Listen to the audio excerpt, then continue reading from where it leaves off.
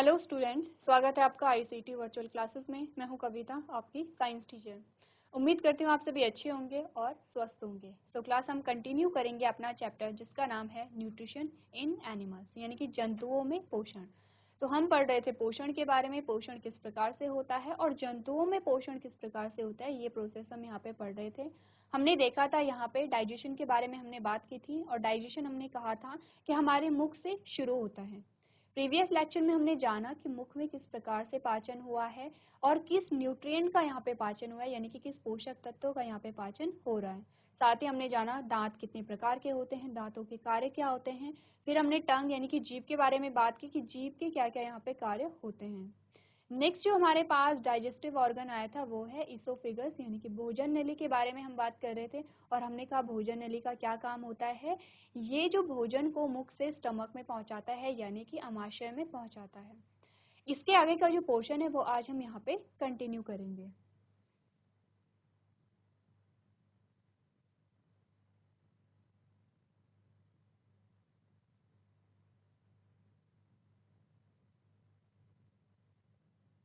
चलिए, तो हम बात कर रहे थे यहाँ पे इसोफेगस की, और हमने कहा था कि यहाँ पे इसोफेगस में एक प्रकार की गति होती है जिसे हम पेरिस्टालिसिस मूवमेंट कह रहे थे। सिंपली क्या होता है, यहाँ पे जो यहाँ पे भोजन नली आपको दिखाई दे रही है, ये भोजन नली पहले सिकुड़ेगी फिर रिलैक्स हो जाएगी, यानी विराम अवस्था में आ जाएगी, फिर सिकुड़ेगी फिर विराम अवस्था में आ जाएगी। और इसी प्रकार से आप भोजन को देख रहे हैं, भोजन नीचे की ओर यहाँ पे निकलता रहता है। अब एक और बात मैंने आपको बताई थी कि यहाँ पे पाचन नहीं होता है, यहाँ पे सिर्फ क्या होता है, इस नली का काम क्या है, भोजन को मुख से स्टमक में पहुंचाना है। अब जो नेक्स्ट हमारे पास ऑर्गन आएगा वो है स्टमक। ये आपको स्टमक का डायग्राम दिखाया गया है जिसे हम अमाशय कहते हैं। अब यहाँ पे देखेंगे कि जो पाचन है वो किस किस प्रकार से हो रहा है। यहाँ पे जो पाचक रस है वो कौन कौन से स्रावित हो रहे हैं। अभी तक अगर हम पाचक रस की बात करें तो हमने सलाइवा के ही बारे में पढ़ा है कि सलाइवा में क्या होता है, यहाँ पे पाचक रसों का श्रावण होता है। उससे पहले आपको क्या करना है, जो पूरा डाइजेस्टिव सिस्टम है वो आपको अपनी कॉपी में बनाना है, तभी आपको पता चलेगा जो सीक्वेंस है। आपको ये पता चलेगा कि मुख के बाद क्या आता है, इसोफिगस आता है, इसोफिगस के बाद यहाँ पे आमाशय आता है। तो जब आप ड्रॉ करेंगे तब आपको पता यहाँ पे चलता रहेगा। अब क्या है, जो भोजन है वो भोजन नली से कहाँ पे, आमाशय में आ गया है। और आमाशय का जो डायग्राम हमने देखा कुछ इस प्रकार का देखा।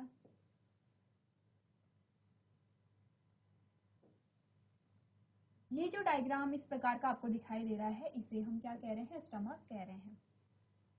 अब स्टमक में क्या होते हैं, बहुत सारे पाचक रस श्रावित होते हैं। उनमें से कुछ पाचक रसों को आपको याद करना है, जैसे कि आपको याद करना है HCl, आपको याद करना है म्यूकस,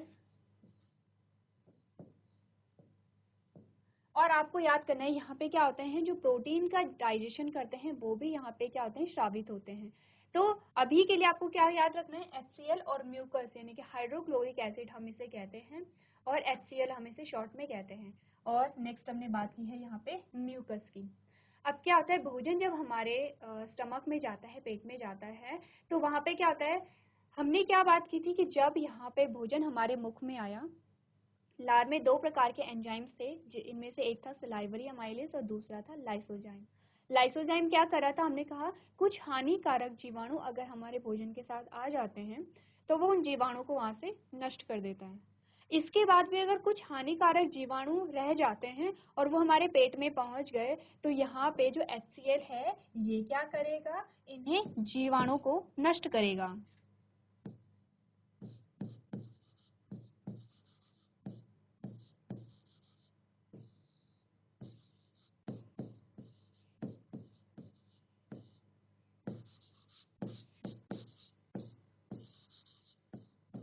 पहला काम हो गया है, क्या करेगा, हानिकारक जीवाणुओं को नष्ट करता है।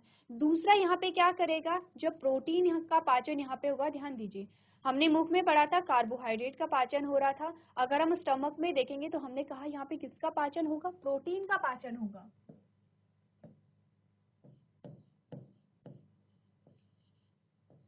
प्रोटीन का यहाँ पे क्या होगा, पाचन होगा। प्रोटीन के पाचन के लिए भी यहाँ पे क्या होता है, HCl इम्पॉर्टेंट होता है, यानी कि जो हाइड्रोक्लोरिक एसिड है वो पाचन में महत्वपूर्ण भूमिका निभा रहा है। इसके अलावा ये क्या करता है, जो हाइड्रोक्लोरिक एसिड है वो कैसा होता है, एसिडिक होता है, अम्लीय होता है। और अम्ल का अगर आप बेसिक जो कैरेक्टर है, जो बेसिक जो गुण अगर आप देखेंगे तो जो अम्ल होते हैं वो स्वाद में कैसे होते हैं, खट्टे होते हैं। अब स्वाद में खट्टे होते हैं तो ये उस इन्वायरमेंट को, उस मीडियम को कैसा बना देगा, एसिडिक बना देगा, जो कि क्या करेगा, डाइजेशन में इम्पॉर्टेंट रोल प्ले करता है। तो पढ़ लेते हैं यहाँ पे स्टमक के बारे में हमें क्या क्या चीजें दी गई हैं। आपने पढ़ा the churning of food into stomach takes place for 3 hours. अब यहाँ पे क्या कह रहा है, जो भोजन है वो पेट में कितने टाइम तक रहता है, 3 से 4 घंटे यहाँ पे रहता है। अगर हम मुख की बात करें तो मुख में जो भोजन है वो, हम मुख में भोजन को चबाने में कितना टाइम लेते हैं वो आपको पता है। हम हो सकता है कि कोई अगर बहुत स्लोली भोजन को क्या कर रहा है, चबा रहा है, तो वो 1 मिनट भी ले सकता है या फिर वो कुछ सेकंड का टाइम भी यहाँ पे ले सकता है। अगर हम बात करें स्टमक में यानी कि अमाशय में, तो भोजन 4 से 5 घंटे यहाँ पे रहेगा। और इसे हम क्या कह रहे हैं, चर्निंग कह रहे हैं। चर्निंग में होता क्या, देखिए हमारा जो स्टमक है उसमें जो भोजन है वो इस प्रकार से घूमता रहता है, और इस प्रकार से घूमने से क्या होता है, जो पाचक रस है वो पाचक रस भोजन में शामिल होते रहेंगे और भोजन का पाचन वहाँ पे होता रहेगा। नेक्स्ट आपको बताया गया है the food is broken down into smaller pieces and forms semi solid paste. अब ये कह रहा है कि क्या होता है, जो भोजन है, सबसे पहले हमने क्या बात की, हमने कहा फिजिकल ब्रेकडाउन हो रहा था। कहाँ तक हुआ फिजिकल ब्रेकडाउन, जब हम भोजन को काट रहे थे और चबा रहे थे, तब तक भौतिक रूप से हमने भोजन के छोटे छोटे टुकड़े किए। अब हमने क्या किया, वहां पे पाचक रसों को मिलाना हमने शुरू कर दिया है। कहाँ से, ये प्रक्रिया मुख से ही शुरू हो गई है। जब हमारे भोजन के अंदर सलाइवा मिला तो क्या हुआ, भोजन के और टुकड़े हुए, भोजन का पाचन हुआ। अब क्या होगा, जो भोजन है वो स्टमक में आ गया है, फिर से उसमें क्या होगा, जो भोजन है वो और छोटे छोटे पार्ट में क्या हो जाएगा, परिवर्तित हो जाएगा और सेमी सॉलिड पेस्ट यहाँ पे बन जाएगा, यानी कि अर्ध ठोस जिसे कहते हैं। आपने 3 चीजों के बारे में पढ़ा होगा। हमने बात की है सॉलिड, हमने बात की है सॉलिड यानी कि ठोस की, लिक्विड यानी कि तरल की, और नेक्स्ट हमारे पास क्या आता है, गैस। 3 प्रकार की अवस्थाएं हमने पढ़ी हैं और हमने कहा है पानी में क्या होती हैं। अगर हम पानी की बात करें, तीनों अवस्थाएं होती हैं पानी की। तो जो लिक्विड है, जो तरल रूप में आप देखते हैं, उसे हम क्या कह रहे हैं, लिक्विड फेज कह रहे हैं या फिर तरल अवस्था कह रहे हैं। सॉलिड क्या होता है, जिसे कि हम क्या कर सकते हैं, जैसे आपने देखा वो जो टेबल है वो क्या है, सॉलिड है।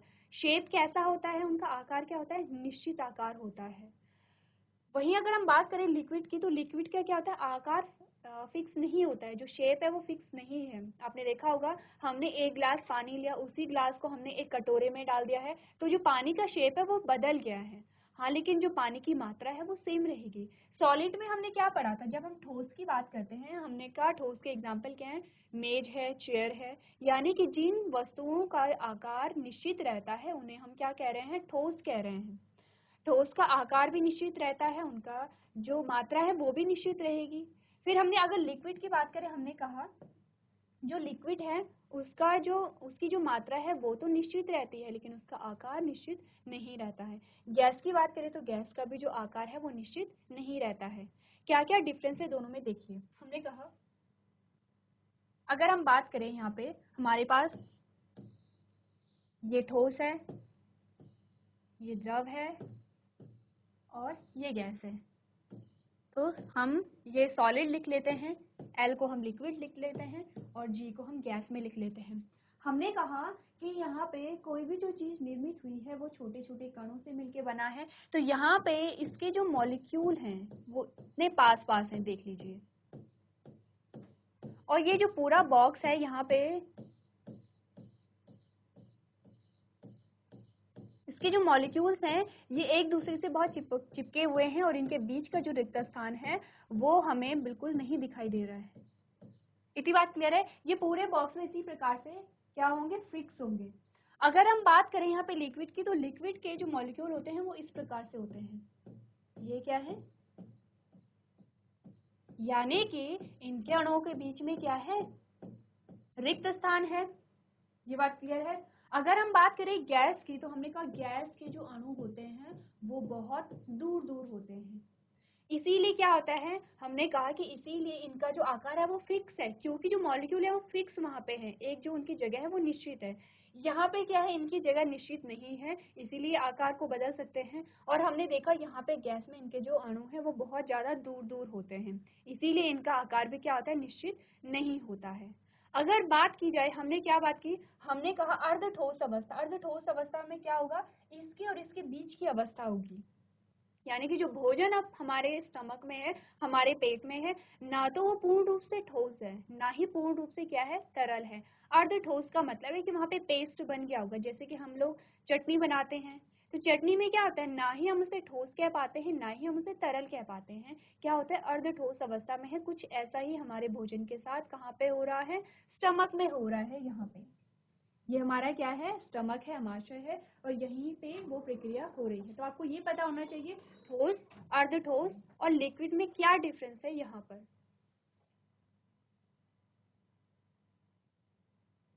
चलिए नेक्स्ट हमने क्या बात की, हमने कहा स्टमक यानी कि आमाशय के बारे में क्या बात की है, किसे हम आमाशय कह रहे हैं या स्टमक कह रहे हैं, जिसे हम साधारण भाषा में पेट कहते हैं, वो क्या है हमारा, स्टमक या आमाशय, दोनों शब्द हम उसके लिए यूज कर रहे हैं। हम क्या बात कर रहे हैं, हमने कहा कि जब हमने खाना खाया और हमने खाना निगला, तो फिर भोजन कहाँ जाएगा, हमारे आमाशय में जाएगा, यानी कि हमारे स्टमक में जाएगा। अब क्या होगा, जो भोजन है वो इस प्रकार से गोल गोल वहां पे घूम रहा है, चर्निंग वहां पे हो रही है, ठीक है, इतनी बात क्लियर है। फिर हमने कहा कि वहां पे क्या क्या चीजें सिक्रीट होंगी, श्रावित होंगे। एक तो HCl होगा, जिसे हम हाइड्रोक्लोरिक एसिड कह रहे हैं, ठीक है, और एक वहां पे क्या निकलेगा, म्यूकस निकलेगा, ठीक है, इतनी बात क्लियर है। अब आप अपना माइक भी सामने रखिए, GIC फाटा माइक लेके आइए अपना, बच्चे माइक ऑन कीजिए अपना, बच्चे नाम बताइए अपना। My name is Saurabh Kumar. अच्छा सौरभ, ये बताइए हम किस चीज के बारे में पढ़ रहे हैं, क्या पढ़ रहे हैं हम?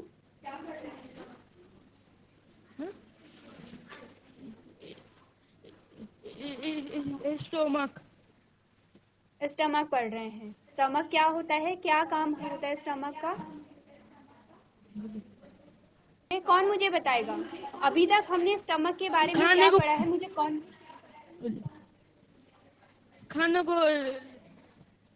खाने को पचाना। खाने को पचाना, ठीक। नेक्स्ट जो आपने बताया गया है, the function of mucus is to protect the lining of stomach from the action of hydrochloric acid. अब देखिए क्या होता है, मैं फिर से रिपीट कर रही हूँ, HCl के क्या कार्य होते हैं। एक तो जो HCl है वो क्या करेगा, हानिकारक जीवाणु से हमें बचाता है। दूसरा, पाचन में क्या करता है, मुख्य भूमिका निभाता है। तो यहाँ पे क्या होता है, जो HCl है वो क्या करता है, वो पाचन में भाग तो ले रहा है, वो हमारे लिए क्या है, लाभदायक तो है, लेकिन जो HCl है वो हमारे स्टमक को नुकसान भी पहुंचा सकता है, क्योंकि ये क्या है, अम्ल है। अम्ल क्या होते हैं, बहुत ज्यादा खतरनाक होते हैं। तो ये जो HCl है वो हमारे स्टमक को नुकसान ना पहुंचाए, इसीलिए यहाँ पे क्या होता है, म्यूकस रिलीज होता है। और म्यूकस का क्या काम है, जो हमारा अमाशय है उसे HCl से बचाना। इतनी बात क्लियर है, दोनों के फंक्शन आपको यहाँ पे पता चल गए होंगे, HCl के भी और म्यूकस के भी।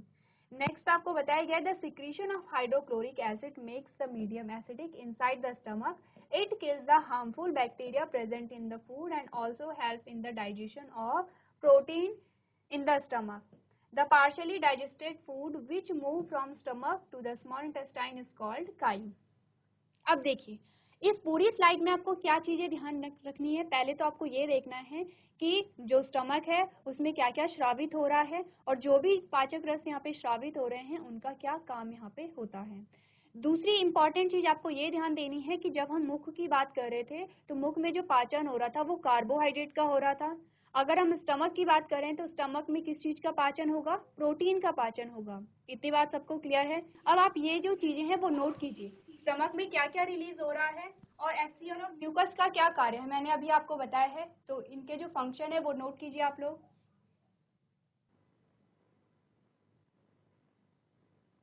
चलिए, तो इसके बाद जो नेक्स्ट पार्ट हमारे पास आता है या नेक्स्ट डाइजेस्टिव ऑर्गन हमारे पास आता है वो क्या होगी, स्मॉल इंटेस्टाइन होगी।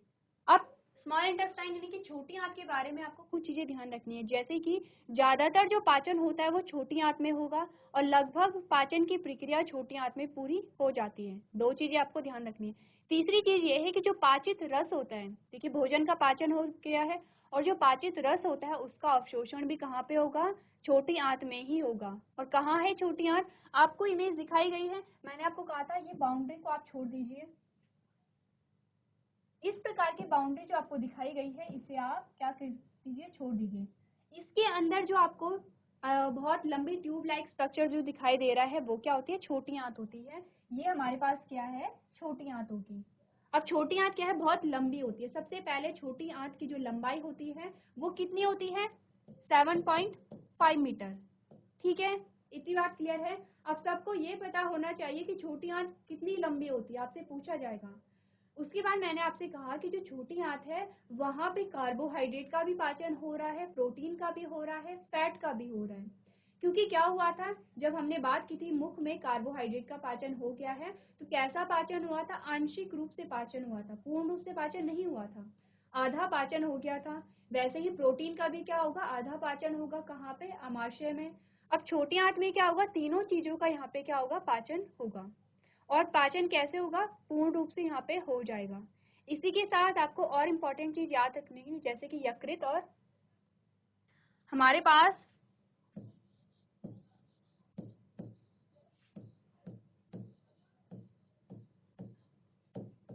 जब हमने ग्लैंड्स के बारे में पढ़ा था, ग्रंथियों के बारे में पढ़ा था, तो हमने कितने प्रकार की ग्रंथियों के बारे में पढ़ा था।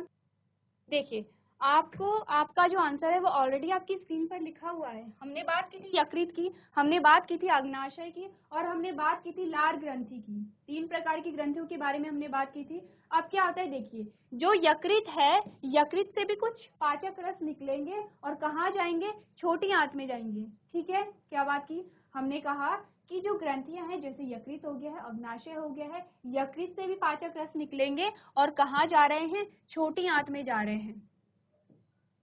फिर यहाँ पे जो अग्नाशय है, अग्नाशय से भी पाचक रस निकलेंगे और वो भी कहाँ जाएंगे, छोटी आंत में जाएंगे। ठीक है, और ये सारे पाचक रस मिलके यहाँ पे क्या करेंगे, पाचन की प्रक्रिया को करेंगे। इतना ध्यान रखना है आपको। देखिए, सलाइवरी ग्लैंड से सलाइवा निकल रहा है, लार निकल रहा है, कहाँ पे, हमारे मुख में। ठीक है, यकृत जो श्रावित कर रहे हैं पाचक रसों को, या अग्नाशय से जो पाचक रस निकल रहे हैं वो कहाँ जा रहे हैं, छोटी आंत में जा रहे हैं। इसीलिए छोटी आंत में क्या होता है, सारी ही चीजों का पाचन हो रहा है। यहाँ पे फैट का भी पाचन हो रहा है, यहाँ पे कार्बोहाइड्रेट का भी पाचन हो रहा है, और यहाँ पे प्रोटीन का भी पाचन हो रहा है। इतनी बात क्लियर है सबको। तो आप लोगों को क्या करना है, जो भी आपको यहाँ पे पढ़ाया जा रहा है वो घर जाके आप रिवाइज करेंगे। जो इम्पोर्टेंट पॉइंट्स आपको बताए जा रहे हैं वो आप अपनी कॉपी में नोट करेंगे।